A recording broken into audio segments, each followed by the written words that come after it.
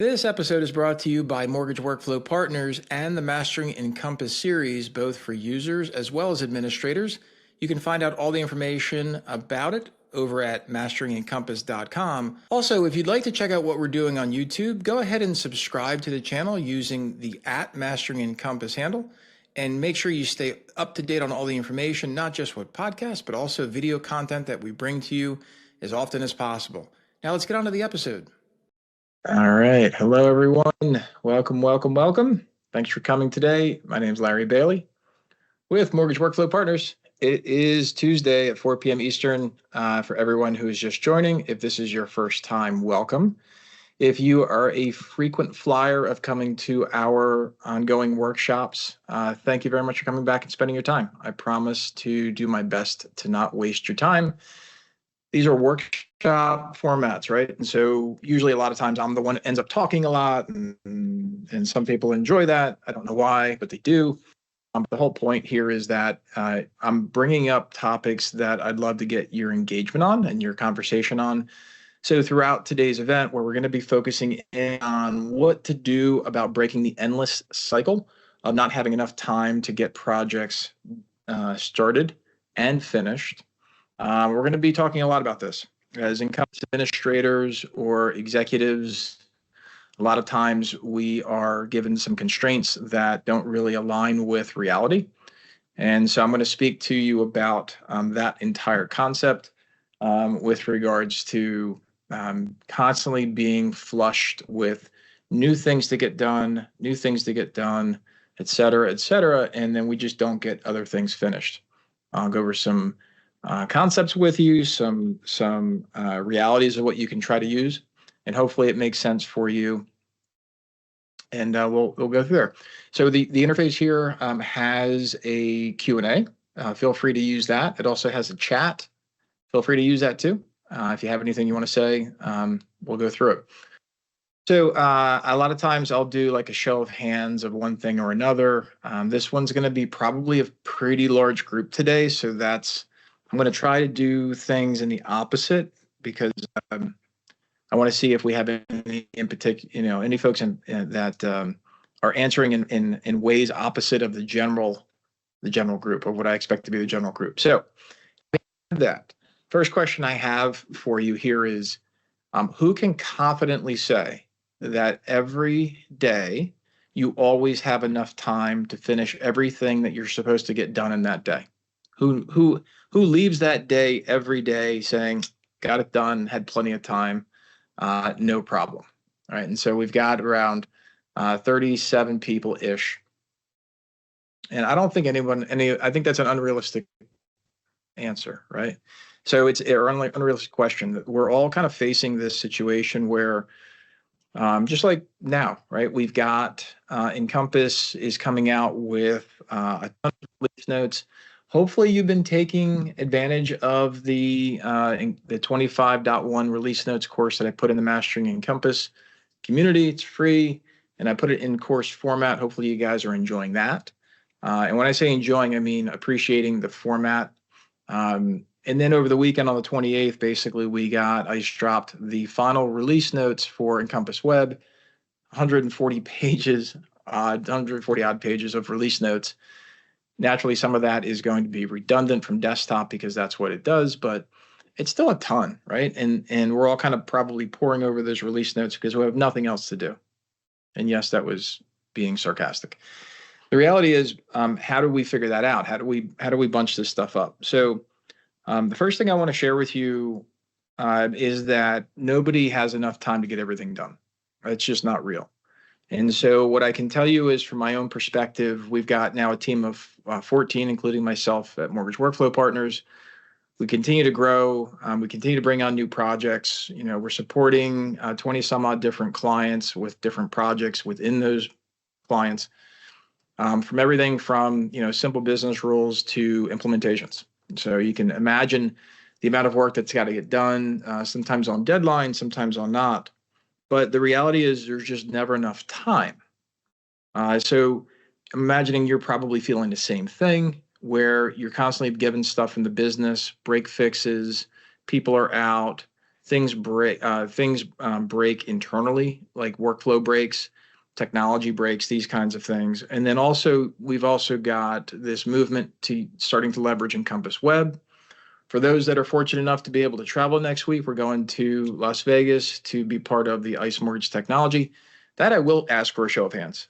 So we got about 38 other people on here. Who's going to ICE next week? All right, show of hands. Imagining that we're going to have at least 15. Wow, yeah, we so about 15. That was a pretty good guess. Maybe 16 or 17. Awesome. Thanks, guys, for putting up your hands there. So everybody who just raised your hand, if you're a normal person, you're stressing out because you're trying to do all the work this week to catch up for next week where you're not going to be around, right? True statement. Or you're not really worrying about it because you've got a solid team and they're going to cover you. It's probably a very small percentage. A lot of, the average, I like to remind folks that the average company that uses Encompass closes less than 50 loans a month and has a part-time admin. So if that just described you, congratulations, you're average. And that's okay. That's just the way it is. So that's why I want to talk about this topic. Again, this cycle of where we start something, but we don't finish. So when I look at this problem, and I'm going to project onto you kind of what I imagine you're going through, you've got this laundry list of ever-growing things that have to get done. And it feels like you never get them done because they're always on the backlog list. I can tell you that, again, from my own experience and from my team's experiences, this is going to happen, and it's going to happen often and regularly. And so what do we do about it? Well, one of the first things that I'm going to encourage you to start to figure out is where you can get the business to prioritize. Now, I know that might sound like, okay, like I've never heard that before.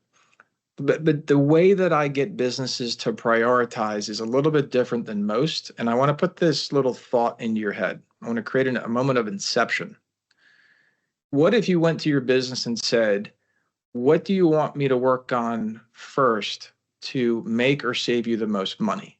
Now, the business might not know that answer because they're in the middle of it. But as an example, if you know from as an admin that this move, whatever it is going to reduce the risk of cures, well, that's saving money. If this move that you're going to make is going to allow the teams more capacity with the same level of FTE, full-time employees, FTEs, team members, then that's going to allow for greater efficiencies, which theoretically should lead to higher profits with the current, with the normal ongoing expenses.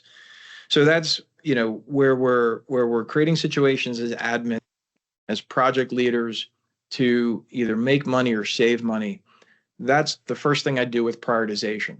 And so when I look at what has to be done in the day, again, if you look at your own house, right? Meaning your own home where you live. If there's a problem, if there's things that have to get done and the water's leaking and it's going to cause damage, you're going to work on that first. Same thing goes if you're doing something, and again, you're a gardener and we're coming up to spring and you know that you need to get crops in now or seeds in now so that you can get your crop later, you're going to work on that first and not necessarily reorganize your garage. Both of these things have to get done hypothetically, but the prioritization usually comes in terms of money, and I turn that thing of money into value.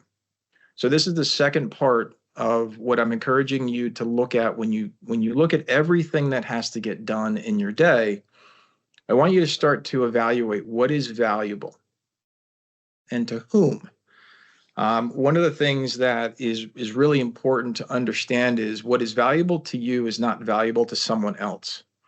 And if you're not the one in control of your day because you're not the one in control of your prioritization, then you need to understand what is valuable to the other person that's expecting you to get this thing done. And that's not always easy to do. Earlier today in the admin training course, we were talking about this particular topic, where one of the folks on the call in the course was having we were talking about getting the business to agree to do something, and the topic specifically was, and it's going to sound random, right? But persona access to loans. And in the class, we talked about that this particular admin was having a struggle with the business because the admin wanted to have the loan officers not be able to edit the file after the file went to processing, right? We can all argue pluses and minuses of that depending on your workflow, because maybe the loan officer needs to fully edit because the processing staff isn't really trained or comfortable to manage the file, because the loan officers want to manage that loan straight through closing. That's a real thing that's out there. And then there's other companies where that's not a thing and that's not out there. And so for this particular company, what I said in that situation was, well, why is it, are there any problems with this situation of loan officers being able to edit through closing? And the answer was, well, maybe. I said, okay, are there any loan quality issues? And the answer was, well, sometimes. Okay. And to which I said, do those quality issues result in loss of cash, like loss of money? And the answer is sometimes. So for me, when I'm looking at what do I deal with in this particular open-ended item, right? We started with this project of getting our persona access to loans business rules dialed in and set up to where I think they want them to be. Or somebody reported some kind of issue on this sometimes answer that we keep hearing about. How do we get it done if the business can't decide on what needs to happen? And this is the value proposition. So when you're looking at in this particular hypothetical example of finishing this one particular project about this one set of business rules that nobody can agree on, what your job is, and what I found to be a good method of repeating, is I suggested to them to go to the business and ask the business, is this really needed? Because the reality is, if the business is saying we don't need it, well, then it has no value in you working on, which means you can get it off your desk. It's not actual work that you need to work on, right? Has anyone ever had that where you work on something and it turns out the business doesn't actually want it? Like, has anybody ever had that happen to them? Like, you bust your butt on this thing and the business needed it, or they decided they changed their mind, right? And the reality is, we've all had it. And if you become caught in that cycle where you're building these prototypes or you're building these what if scenarios, it's not actually contributing towards getting stuff done. It just, you kind of build it and then you put it away and it never gets used. And that's one of the things that, again, I try to focus on when we have only so much time during the day to work on things. I want to make sure that you're focusing in on the value of that. The next thing I would tell you to get projects finished is you actually need to work on getting an advocate, a fan, or supporter within the company you work for. And so there's a couple of reasons why that may not be so obvious to you that I want to point out to you. When you have an advocate or a fan or a supporter of your work in your own company, you'll hear the following. Well, don't bother them because they're really busy. Or, you know what, we need to do that because they're working on something else. You'll start to hear these little catchphrases. I hear it around me all the time where somebody's like, oh, no, Larry, I know you're busy, but, so don't worry about this. And what I have happen is I have folks around me who recognize that I only have so much time in my day. So they are prioritizing the value of what they think they need from me before they even get to me. And as a brass ring for you, if you're finding that folks are just dumping on you, it's not like they don't have any value of your time. They just don't understand what is involved in getting that thing done. And that's going to rely upon you to communicate to them, again, to help them prioritize and help you understand that you need to communicate to them where the value is in this project, whatever it is, if they want to get this finished. I can tell you that there's one particular implementation project that I'm thinking of right now. It was a TPO implementation. And we after 90 days, we went through our task list. We had about 170 items that we identified. It was just a to-do list. We had 166 of those things finished. And the last little bit of that, 2 months later, is still unfinished. So when I look at, those last 10 parts, what's the value in it? Does the client really need us to do it, or are they having us go in a different direction? And this is where, again, kind of bringing this together in terms of, the value prop for that, making sure that companies appreciate what you're doing in terms of not that they like you or that they care about you, but that they appreciate that there's only so many hours in a day and there's a lot of things to get done. So let's make sure that you're focused in on the things that have value to the company and things that can actually be finished. So hopefully this is making sense so far. I have a few things to continue here. I see the chat going, I just noticed. Business wants everything. So what I would say, Lynn, is, and I know you're being funny, so I don't want to take it too seriously, but the business does want everything, right? I can tell you that again at the ICE show, Lynn, I think you're going there, right? I don't remember. I'm trying to remember there's about 1,300 different attendees, but I thought if I didn't see your name there, forgive me. But for those that are going, businesses send folks to the ICE show because they want to see what they can bring back, right? The whole point is, well, what else can we do? To which you'd say, listen, I already have like a full year's worth of work to get done, and now you want to do more. And again, the idea is if they come back from that show with things, maybe something that is now available in Encompass web settings that wasn't there before, can spin off some of these other projects that you're doing to get rid of things. And I'm going to come back before we end here today. The next thing that I can tell you to get things done is to stop taking on such projects. Now I'm gonna give I'm gonna give you a really good example of something that I went through. So this time last year when we were talking about conditions, you would have heard me talk about, well, we can start enhanced conditions and we can export all of your standard conditions and you can evaluate them into a spreadsheet and then you can massage them up to what you want to. So that way, when you migrate them from standard to enhanced, you'll be all ready. And that was like the worst advice. Honestly, it was the worst advice. And I was very sorry at this point. I'm very regretful for giving that perspective, because what happened was it stalled so many different projects from going to enhanced. And some of that I'm still feeling the pinch of that today. And so instead of trying to take on everything at once, take the opportunity to stage it.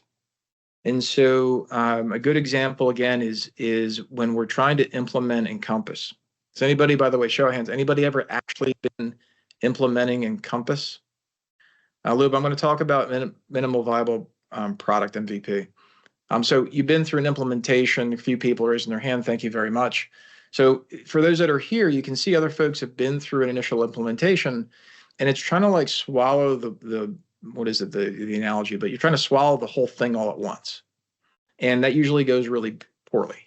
And so what I can tell you firsthand is that by creating mini projects or mini stages of that larger project, you'll find that number one, you can accomplish that larger project with less, because you're doing things one little increment at a time. And then separately, it allows you to pivot as you learn from each little tiny project. It allows you to pivot for the larger success. So as an example, for a retail implementation right now, we're bringing somebody off Blue Sage and putting them onto Encompass for their retail team. Eat it. Yeah, how to eat an elephant. Thanks, Kim. That's the one I was looking for. Thank you, Kim. And the reality is we spent the first part of the project researching workflow. We spent the next part of the project understanding their configurations in Blue Sage. Now we're spending the next part of the project working on different teams for what they actually like to go do themselves, like the physical behaviors for absolutely have-to-haves from Blue Sage, to making sure we know where to place them in Encompass Web for the sales team, as an example. The next thing that we're going to do is go through the workflow and talk it through like a script walkthrough. And then after that, we'll get into a smoke test. After that, we'll get into actual user tests. And by the time we're done with that, which will be towards the beginning of July. Oh, sorry, July. Listen to me. April is going to be physically taking loans and running them simultaneously, both in Blue Sage and in Encompass. And then from there, there's a really small step to the success. So if you look at that, it becomes realistic to say we take these individual steps. Now, part of this is also staying organized, right? And so if you're using a siloed approach to that, it also becomes a siloed result.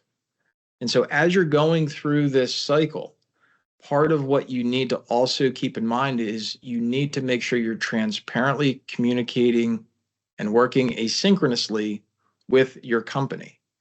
If they don't know what you're doing, how could you possibly expect them to understand how full your plate is already? And what I'm not talking about is the list of projects. What I am talking about is the time it's taking for those projects. One of the pieces that we tend to fall down on a lot in these situations where you're a single admin or maybe you're on a smaller team with a lot of work in your company is the appreciation of the effort it takes to resolve some issues. There's times in where we've all been on these fix situations, whether it's with a vendor or ice mortgage technology or a third party or whatever, and this stupid little problem is just eating us alive, right? And it's just taken our time that was unexpected. How many times have we ever pushed back on another project because of an existing break fix? The number's probably low. And what ends up happening is all of a sudden now you own the problem that you've run out of time that you kind of partitioned off. You've now bled into your other project time and now everything's backing up. And then God forbid you're sick or you have vacation or you have an ice show. And now all of a sudden everything's just lining up. So part of what you need to also deal with are these realistic outcomes of the work that you're doing. I can tell you again, as a consultant, if we're brought in to do something and we expect it to be this neat little box and it's going to work, and that happens, great. I'd say, a larger percentage of the time when we start to work on that box of work, something else happens. And all of a sudden now things kind of bleed out. And what I want to share with you in today's session is that's normal. And the way that the conversation goes is to say to the client, listen, we did this work, we had a complication, we're going to continue to do this part over here, but we're going to have to pair this off work over here until we get this one part done. And if you don't have that conversation, if you just kind of keep that to yourself because you're afraid of what the results might be if you share that unexpected outcome, definitely don't suggest that. I definitely don't, because if the portion of the business that you're working with or the manager you're working with, if they don't value the fact of what you're working with, again, you're going to lead to this moment where you can't finish that work because they're constantly pushing more work on you. And so that leads to this endless cycle that we're talking about. Kelly adds suggestions for getting folks to actually test the things like enhanced conditions. Have recurring meetings scheduled to hold accountable, but they always have production reasons why they haven't gotten things done. Kelly, great question. Thank you for asking that. So how do you get somebody to do something that you want them to do? Anybody have any kids? Just curious. Or older parents, that kind of thing. And the answer is you have to figure out, Kelly, what is actually valuable to them. So when we talk about like test enhanced conditions, do they even care about enhanced conditions? Do they want enhanced conditions? You can try money. It's not going to matter. Honestly, it's not going to matter. The reality is they've got a situation in front of them that their situation is more valuable than helping you with yours. So I don't know your business. I don't know your situation entirely, Kelly, nor do I know if I'm being helpful. But I will tell you that if you can truly figure out what motivates them to do what you need them to do, where it's in their best interest to complete this task, they will do it. How hard is it to find out what they really want? I don't know. That depends on your team. But I can tell you that no one ever did anything thoroughly because they were forced to do it. I'll just say it like that. You'll find much better outcomes if you can figure out what it is that they really want. Enhanced conditions, just a couple quick things I would suggest. Enhanced conditions, um, if you're changing the way they're doing something, they're going to resist. That's human nature. If you're saving them time, like truthfully, time in their day and or potential risks for their jobs and their job security right now, these are tangible kind of soft sticks that you can use and carrots you can use to try to help them with that. Amy adds a comment on there. Kim just wants to throw money at people. That's totally fine. John says the biggest pain in his side is no one ever wants to test. And you know what, gang? I would say that testing is not always needed. Maybe you don't agree with me. But the reality is it's not their job to test, it's their job to accept. Now, you might be saying, but Larry, it's the same thing, right? If we're trying to get this project done, what I don't want to have this thing is come back to me just to make some tweaks. And the reality is you can't really stop that from happening. If something is actually working the way it's supposed to in their minds, it's going to come back to you, even if it worked fine at the test. And so part of what I want to come back to is this value prop. And so there's a lot of comments going on. I encourage you guys to keep chatting there. I think that's great in terms of testing and ideas and how to get the teams moving. Renee says that people are liking, I create test files configured to meet each persona type. So they're not creating test files from scratch. And that's great. You might read Renee's comment and be like, well, that's awesome, Renee. I don't have time to do that. I'm busy doing stuff, or I don't even know how to do that. So it's interesting how different people kind of relate to issues. What I'm going to suggest here then again is if part of you getting a project finished is the testing, and that's part of your business regimen because somebody has to sign up on the test, then exactly what Renee said, make it easier for them to get through that portion and come up with a way to build those files up so they can properly test. And that's something that Renee came up that worked for her. Kim's still throwing money and food at people, and Brian identifies with what you're doing, Renee, which is fantastic, guys. The whole point of this conversation today is really collaborating on what's working, what's not working, and how to get through these projects getting finished and over. I do want to talk about this concept of time versus scope. So a lot of times we do estimates, right? I don't know if you guys are doing estimates as far as when you're looking at bigger projects and the business is like, well, how much time do you think that's going to take? We get this conversation quite a lot, again, as consultants, and we're bidding out projects and we're trying to figure out what's the right price to charge for you. It's not a price thing because it's your employer, but it's also a response of, can you get this thing done in this amount of time? Usually you're going to estimate incorrectly.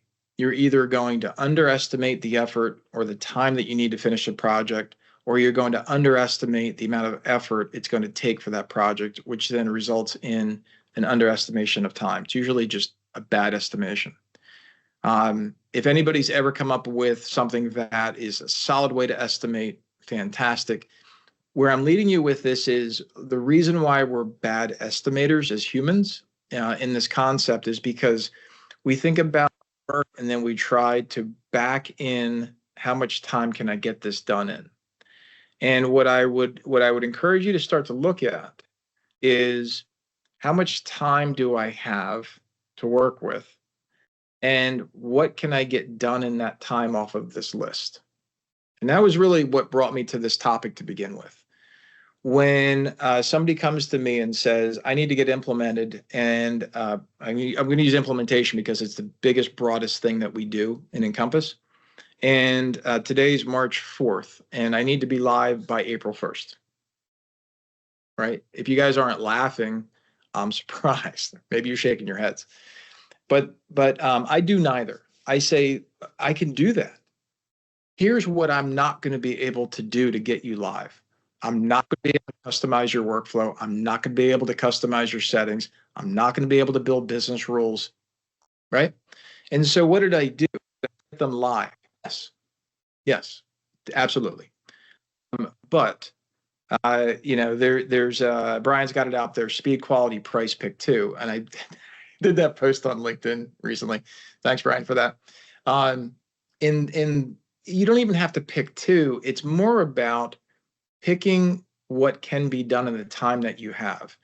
And part of this is security in your own employment, maybe, or your own position.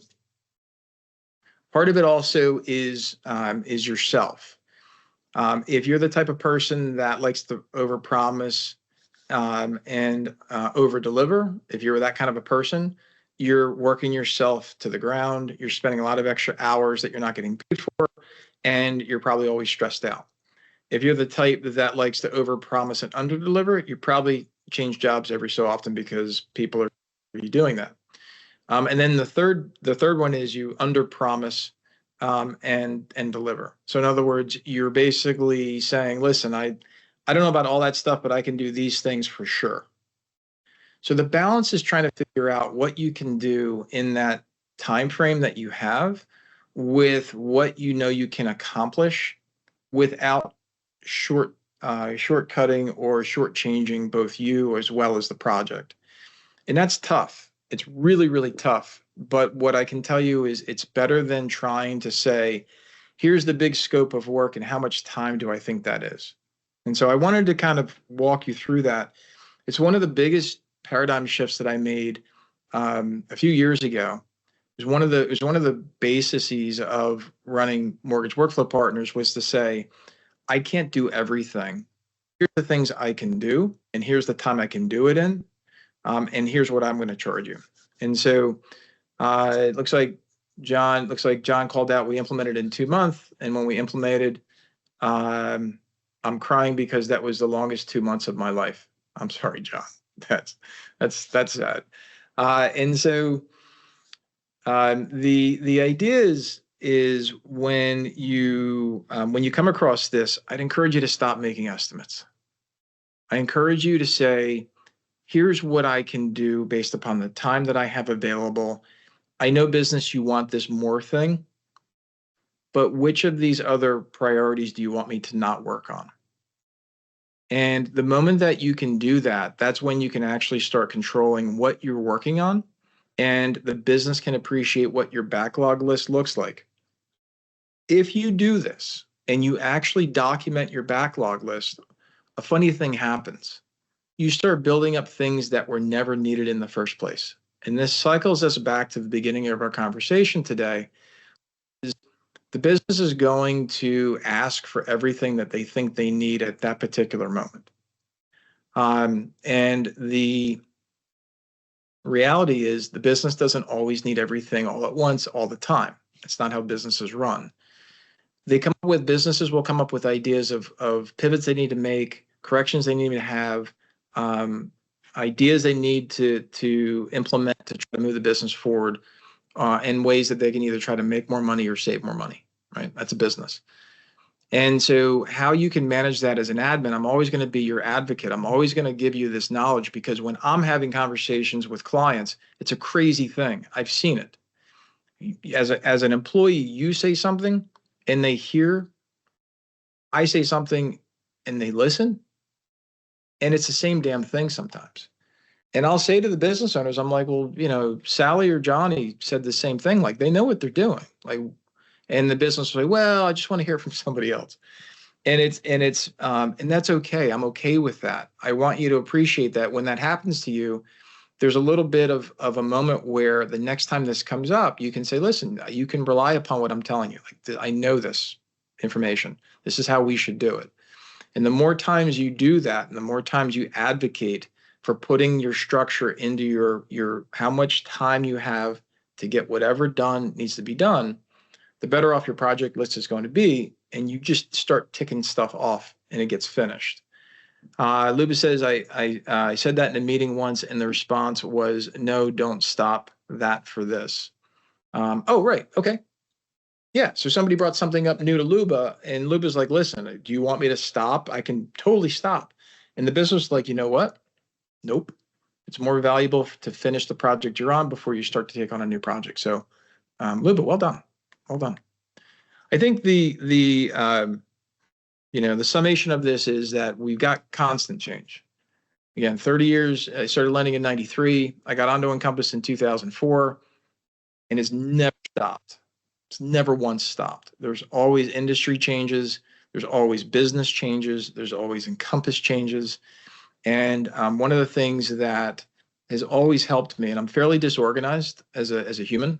I don't know what it seems like actually, but if I didn't have a strong support team and a strong business conversation with folks, I'd probably be all over the place. But because I'm able to make sure that we're staying on track and I have smaller projects that I can finish, I can keep firing. I can keep going, and without becoming burned out, and without blowing people up for missing deadlines or missing projects. Brian says we've had to start limiting projects as well. Brian, curious, limiting projects in what way? The size or the scope of the project, or the number of projects? I'm curious what your answer is. I'm hoping it's the scope. The number. Okay, so you went down the other way. The number of projects. Now, Brian, if you don't mind chatting in there, unless you want to come on mic, but if you're limiting the number of projects, is that because they're actually quite long, quite big, and so you're breaking those up, and you have to limit the number that you can ingest because you're not yet finished with what you've already been given, or something else? Feel free to respond. Because when I see admins are saying, listen, I need to limit the number of new projects that we're doing, that to me just means that there's other projects that are not yet finished. In development world, this is called shipping, right? And so how many things have we shipped? And you can't keep adding features to a product because it'll never ship. It'll never ship. I think I've shared this with prior groups. Amy, that's just not funny. The idea here is that there is a company that I've used Basecamp I introduced Basecamp to everybody pretty much back in 2014, and it's a small little company. Originally, it was out of Chicago, and the idea is their product is very direct. They do one they do one product really, really well at the time. Now they have 3 different products, but the point is they constantly ship. Is anyone can think of a company that ships new things? ICE, right? ICE Mortgage Technology constantly ships. And for those that have been around a while, like me and Amy and a lot of other people on this call, the velocity of what's being shipped at Encompass right now, I've never seen before from Ellie Mae. Ellie Mae tried to do something like this in the past, and it basically blew up. For those that don't remember, we've actually had releases rolled back from Ellie Mae in the past because the things that got shipped weren't ready. And we would always be like, who's the tester? Going back to testing, like, who's the magical testing group who tested this to say it was fine? Because obviously it wasn't fine. The quality of things that are being shipped right now has never been better. And it shows in the amount of the releases that have come out. And just again, look at 25.1 as one simple example. So Brian says some are, going back to Brian's project, some are long, but I have to put out fires as well. So sometimes I got pulled away from those. And this goes back into time. Problem is there's only so much time in the day. So therefore, I'm speaking like I'm Brian. I know I don't have time to take on new projects because my time is limited. So therefore, I can only take in so many projects. I think that's phenomenal, Brian. Seriously. I think that's great. I think you've got a true command of what's going on, and your business respects that. So kudos to you, seriously. Renee adds, totally remember those days of hot fix release patch update. Yeah, Renee knows what I'm talking about. And then Canada adds almost all development happens in sprints now, usually 2-week chunks. So this word sprint is like an agile thing. It basically means that we're able to deliver mini projects more frequently instead of waiting for longer periods of work to release. And there are methodology concepts to this. There's a couple of thumbs up there. So Candace, and I agree with you, by the way, going back to my analogy of the company where we got like 100 and something tasks and 160 something tasks finished. We were meeting through 3 times a week. And in those times, we were getting some work done in between, but we were always releasing. We were always updating. And sometimes that led to additional pivots, but most of the time it was, we got these 5 things done this week.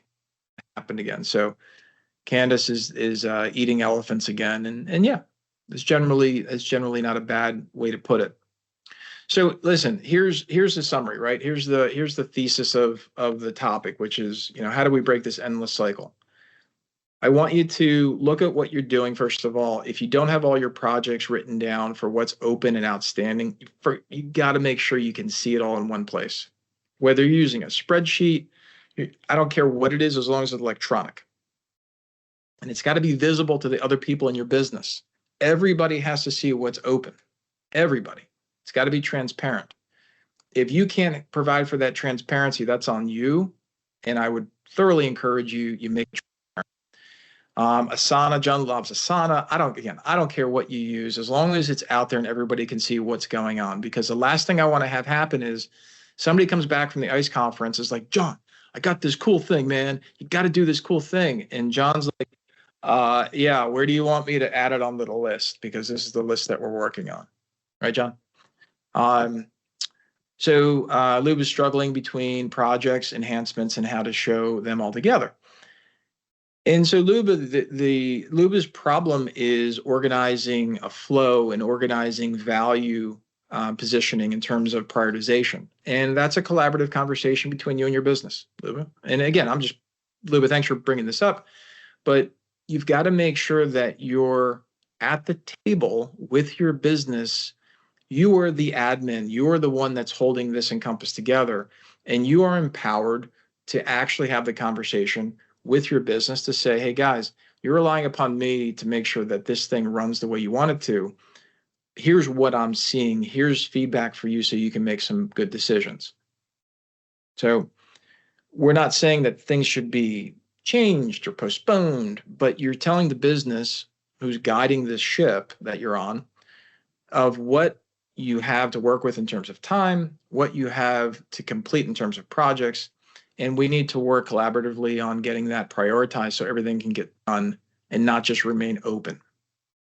And then as far as getting finished, the other thing that I'm going to strongly advocate for you is celebrate your completions. I know it might sound goofy, but when you I don't know who gets here's what updates, here's the updates that happened this week, or here's the updates that happened that week. If you're not celebrating that kind of a thing with your company, that all of these things are now done, I'd encourage you to start. And part of this is cathartic, meaning that some of it is just like, oh my God, we got like all this stuff done.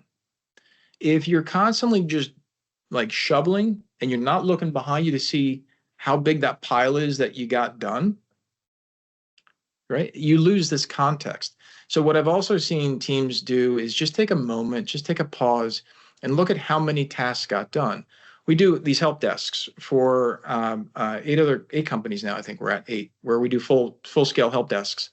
And the amount of tickets that have come through companies, we're like, whoa, like we've done a lot. Like with one client, we've done like 170 help desk tickets in a few weeks. And I would never know it, like, because I don't get the calls. I see them, but I don't experience them. So to look at how effective the team is being is awesome. And it gives us perspective of what's really happening.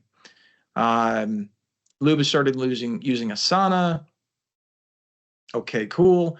John says we release an announcement bulletin for each change we make. And I admire that. I could never do that. I don't have that capacity or that bandwidth to get an announcement for each change. So what I do is off my completion, I basically copy paste and put that into an announcement to say, hey, here's what happened last week. Here's what happened last month. So you can do that. Brian says every Wednesday, the mortgage team takes a turn for talking about their win of the week. Brian, I think that's awesome. I wish more people would do that because it does help motivate. And it helps recognize what actually got finished. And it is important, honestly. Carrie says, I use Smart Sheets. I love Smart Sheet in the past. Also send announcements, running release notes. Carrie, that's awesome. That's the fantastic stuff. And these are all, guys, these are all just regular people, right? There's 43 of us on here besides myself. And this is what everybody's doing. Part of the wrap-up event, so those that are going to ICE Show, if you're staying for one extra day, part of the wrap-up event is to talk about things like this, to walk away with best practices, ideas from others, and share them. I hired a videographer, going pro. I hired a videographer for the wrap-up show. For those that are not able to make it, we will be recording it, and we're going to come up with a way to release that wrap-up show for those that want to take advantage of the day. So I know some people are going to be excited by that. I'm super excited that we're going to actually record the whole damn thing. So, and for those that are there, yes, you will have to sign a release, apparently, according to Nevada State law. So we'll figure that out. Yeah, it's going to be cool. And so, again, I've been on a 50-something minute monologue here. Am I blowing smoke? You guys, would you handle it any other way? Does anybody want to come up and really address it any other way? I really can't stress enough that the reason why we don't finish things is we allow ourselves to not finish things. And I know it sounds really easy to say, but I'm telling you, after being on the consultant side, outside of production since 2012, and watching companies both large and small, public and private, banks, credit unions, IMBs, brokers, even different LOS platforms, what I'm sharing with you today is just it's everywhere. And the folks that at the end of the day, if you can control what I'm talking about here, it doesn't feel like overwhelmed anymore. You feel like you're in control because you are. And that's what I want to share with you today. Amy says, does this mean we can't wear leggings? I have no idea what we're talking about. Don't know what you guys are talking about. Kim says, it's good to have these conversations to remind ourselves we aren't alone. And so if you want to talk about it more, again, we do these things every other Tuesday. Oh, because you're recording at the show. Yeah, Katie. We want Amy to wear her princess crown the entire show, and that way she can show off that she's a princess. How's that? Amy already packed it. All right, gang. I'm going to be taking everybody with at the show. Keep in mind that there is a chat in the community for those that care about what's going on at ICE Experience. It's where that is. It's down under live events. Go ahead and join that. It's an ICE X25 chat. And so we're going to be posting things there and try to be up to date with what's going on. We're going to do our best. Hopefully everybody's using the community. Search in the community. If you're searching for something, use the search bar at the very top right, because it not only searches the text, but it also searches the transcripts of videos like this. And it'll bring you right to the spot in the video with the words that you're looking for. So I'm really thrilled with what Mastering Encompass is turning into. We got some other big announcements as a company coming up soon with more collaborative events happening and collaborations with other entities as well. So lots of cool stuff happening this year. I want to hear from you if there's something that we can do. I'm going to show you real quick here on the screen share. Where is that sucker here? So if you go over to Mastering Encompass, go down towards, it might be down towards the bottom, right? It's down here under live events. You probably don't see regional groups because that's private or secret or something, but under live events here, John. So hopefully you find it there. Did you find it? Right there, ICE X25 chat. You can join that. Looks like there's only 24 people there. So feel free to join. Chat it up. Got it. You got it. You guys have a great rest of your day. Thanks for finding value in this. If you have anything else to say, say it now. Otherwise, I'm going to go pack up more stuff for the show. You don't see the live events? Wait, Angie, what do you mean? You don't see the live events? Oh, down here? Scroll down a little bit. Right. So if we're at the top, it might just be kind of hidden for you, but you should see it under here, live events. Brian doesn't have it either. Huh. Let's go check that out here under live events. I don't know why you wouldn't see it. Let's go ahead and see the members for this section. So it looks like only 39 members. No, we got 518 members, so should be able to see it. You saw open events, not live events. Oh, man. Let's see if I can get you guys into making sure that we've got, I'll make sure you have it. I'll go and post the link for the group in here. And then you could join. Oh, there you go. Brian says, Kristen says, I had to click the 3 dots, see the spaces, then you could join. So I got to go make sure that you can see this. So this live events right here, click see spaces. And then when you see spaces, you can join the space here. That's what's going on. So go ahead and click live events, hit the 3 dots, see spaces. That's kind of janky. I'll try to fix that. Hopefully you got it now. I'll send this link out to everybody in the main chat so you can find it. My apologies for making it hard to find. It wasn't intended to be hard to find. Still missing live spaces. I'll get it to you, Brian. I promise. Guys, look for an update in the Q&A. I'll make sure everybody has it, okay? Fair enough? You got it. You guys have a great rest of your day. Enjoy. Thanks for coming today. Peace out. Safe travels if you're going to ICE. I'll see you there. Bye now.